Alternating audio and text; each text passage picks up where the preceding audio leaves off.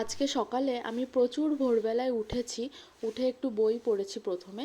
আর তারপরে ওই যখন 6:30 মতন বাজে, আমি ভাবলাম যাই একটু নতুন বাড়িতে যাই, জল দিয়ে আসি। সেজন্যই দেখো চুল আঁচড়ে নিচ্ছি, কারণ সকালবেলায় উঠে একটু ফ্রেশ হয়ে তারপরে তো বেরোতে হবে। তো যাই হোক, রেডি টেডি হয়ে নিচে এসে এই যে গাড়ি বের করে নিচ্ছি। আমার এই যে সারথি, একে ছাড়া আমি একেবারেই অচল। তো গাড়িটা বাইরে বের করে আমি ঘরটা ভালো করে লক করে নিচ্ছি, কারণ মাও বাড়িতে নেই, মা গেছে হাঁটতে।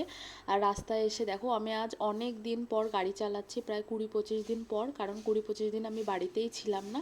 আর তারপরে এই যে আমি আমাদের নতুন বাড়িতে চলে এসেছি, কাজটা দেখছিলাম এই পাশে যে পাঁচিলের কাজটা হয়েছে। আর ঘরেতেও একটা নতুন রুম মতন করা হয়েছে, সেটাতেই মেইনলি জলটা দিতে হবে আর এই পাঁচিলেও দিতে হবে।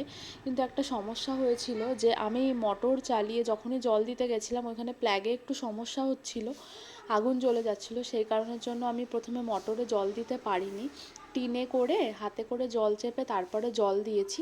যদিও বা সেই সমস্যাটা পরে আমি নিজেই ওস্তাদি করে ঠিকঠাক করে নিয়েছি। কারণ কি বলতো, সকালবেলায় জল না দিলে না আর পরে এসে জল দেওয়া হবে না। আর এটা যেহেতু পুরো সিমেন্টের কাজ, জল না দিলেও খুব একটা বড় ক্ষতি হয়ে যাবে। তো তারপরে জল টল দিয়ে বাড়ি চলে এসেছি।